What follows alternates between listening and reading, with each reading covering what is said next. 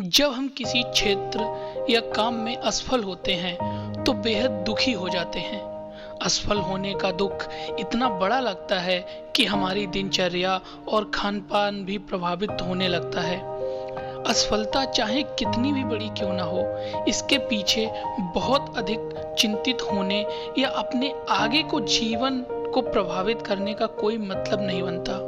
दोस्तों, आइए आज मैं आपको बताता हूँ कि अगर आपको भी कोई असफलता मिली है या आप भी असफल हो रहे हैं तो उससे कैसे निपटा जाए और कैसे आगे बढ़ा जाए और कैसे सफल हुआ जाए। पहला, गलतियों से सीखने की कोशिश करें। असफलता पर घंटों सोचते रहने से कुछ हासिल नहीं होगा। बहुत अधिक सोचकर अनावश्यक तनाव पैदा होगा। इसकी बजाय आपको असफलता क्यों मिली, इसके कारणों की तह तक जानने की कोशिश करनी चाहिए। स्वयं से हुई गलतियों को ढूंढना चाहिए। उन गलतियों को किस तरह से ठीक किया जा सकता है, इस पर विचार करना चाहिए। यह जरूरी है कि आप अपनी असफलताओं के लिए बहाना बिल्कुल भी ना बनाएं। अगर बहाने बनाएंगे तो आप सफलता की सीढ़ी पर आगे नहीं बढ़ पाएंगे। यह पता लगाने का प्रयास करें कि चीजें उस तरह से क्यों नहीं हुई जिस तरह से होनी चाहिए थी और आप अपनी मंजिल तक पहुंच सकते थे। गलतियों को स्वीकार करें और उनसे सीखने पर ध्यान केंद्रित करें, जिससे कि आगे आपको ऐसी असफलता या फिर परेशानी का सामना न करना पड़े। दूसरा, डर की बजाय सकारात्मक विचारों पर ध्यान दें। एक सफलता के पीछे हजार असफलताएं होती हैं। ऐसा ज्यादातर व्यक्तियों के साथ होता है। ज्यादातर लोग सफलता पाने से पहले कई बार असफल होते हैं। ये सभी बातें और कहावतें हम बातचीत के दौरान कहते हैं, लेकिन जब अपनी बारी आती है तो इसे आजमाना भूल जाते हैं और इस पर अमल नहीं करते हैं। हम अपनी असफलता से डरकर प्रयास करना छोड़ देते हैं। हम सोचने लगते हैं कि हम कभी सफल नहीं हो सकते, या फिर हमारे अंदर एक ऐसा डर बैठ जाता है कि हम अब सफल नहीं हो पाएंगे। स्वयं में ये सकारात्मक भाव भरें कि हम जरूर सफल हो सकते हैं, और अगर हम ऐसे ही प्रयास करते रहे तो एक दिन सफलता की सीढ़ी जरूर चढ़ेंगे। अगर इस तरह के सकारात्मक विचार आपके अंदर आएंगे तो निश्चित ही आपकी जो दिनचर्या है वो सब सुधर जाएगी और आप एक ना एक दिन निश्चित ही सफल हो जाएंगे। हम अपनी असफलता से संघर्ष करना तभी सीख पाएंगे जब हम धीरे धीरे छोटे छोटे स्टेप लेके आगे बढ़ेंगे और चीजों को बेहतर करने की कोशिश करेंगे। तीसरा, कमजोरी को ना बनाएं खूबी। जब आप अपने लक्ष्य को प्राप्त करने में विफल होते हैं तो चिंता, उदासी, शर्म, क्रोध की भावनाएं आप पर हावी होने लगती हैं। यह स्वाभाविक है। चिड़चिड़ापन जैसा फील होने लगता है। विफलता के बाद आहत महसूस करते हैं, लेकिन उसे अपनी कमजोरी न बनाएं, क्योंकि अगर आपने उस चीज को अपनी कमजोरी बना लिया तो ये आपकी कतई मदद नहीं कर पाएगा। इन भावनाओं को जबरदस्ती अपने ऊपर थोपे नहीं, अपनी कमजोरी को ही अपना अस्त्र बना लें। आत्म मंथन की एक सीमा होती है। इस सीमा से बंधे रहने के बजाय स्वयं को असफलता से बाहर निकालें।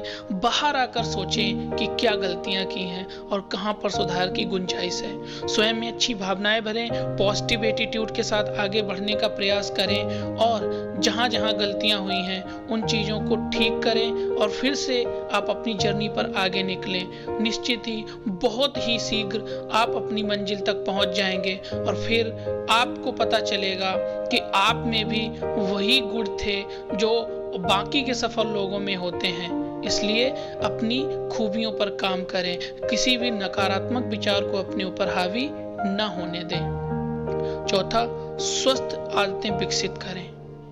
यदि सुबह उठने के साथ अच्छी सेहत के लिए कुछ जरूरी काम करना है तो वो शुरू कर दें। जैसे कि आप हल्का फुल्का मेडिटेशन कर सकते हैं, योगा कर सकते हैं, जॉगिंग पर जा सकते हैं।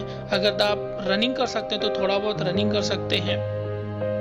स्वयं में स्वस्थ आदतें विकसित करना बहुत आवश्यक होता है, क्योंकि जब आप स्वस्थ होंगे और जब आपका दिमाग स्वस्थ होगा तो आप नए आइडियाज, क्रिएटिव आइडियाज सोच पाएंगे, उन पर काम कर पाएंगे और बेहतर ढंग से अपने फ्यूचर के लिए उन चीजों पर अमल कर पाएंगे जिससे कि आप अपनी मंजिल तक आराम से पहुंच सके। सुबह उठकर टहलने जाएं, ब्रीदिंग एक्सरसाइज कर सकते हैं, ठंडे पानी से स्नान करें, सिर पर पानी डालकर स्नान करें। इस तरह से नहाने से स्वयं को तरोताजा महसूस करेंगे। परिवार और दोस्तों से मिलें, दोस्तों के साथ में अपनी जो आइडियाज हैं, जो मतलब जो आपको चीज़ें परेशान कर रही हैं, कुछ प्रॉब्लम है, कुछ समस्या हैं, ऐसी हल्की फुल्की चीज़ों को आप शेयर कर सकते हैं, जिससे कि आपके ऊपर से जो बोझ है वो हल्का होगा और आपका दिमाग जो है वो नकारात्मकता से मुक्त हो जाएगा।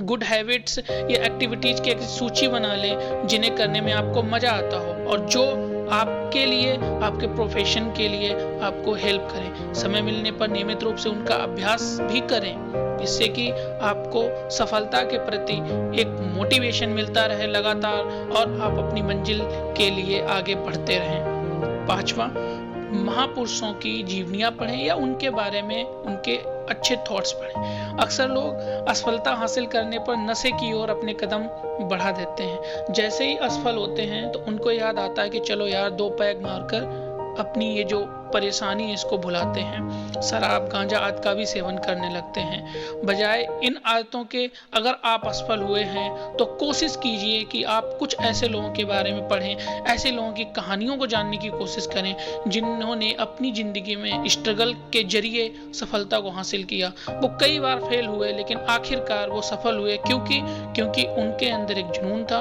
और उनको आगे बढ़ना था। बजाय इसके कि आप नशे की तरफ जाएं, आप शराब पीकर आप अपने परिवार के लिए मुसीबत खड़ी करें या अपने लिए आप बहुत सारी परेशानियां और खड़ी कर दें, इससे बेहतर है कि आप चाहें तो किसी बुक के माध्यम से, डिजिटल माध्यम से या फिर यूट्यूब के जरिए कुछ सफल लोगों के बारे में पढ़ें, जिनसे कि आपको प्रेरणा मिल सके और उनके संघर्ष की कहानी से आप अपने जीवन में एक नया मुकाम हासिल करने के लिए प्रेरित हो सकें और जो आप अपनी मंजिल को पाना चाहते हैं या जो आपने सोच रखा है उसके लिए आगे बढ़ सकें। तो दोस्तों, अंत में बस इतना ही कहना चाहूंगा कि असफलता कोई ऐसी चीज नहीं है जो आपको रोक देगी हमेशा के लिए।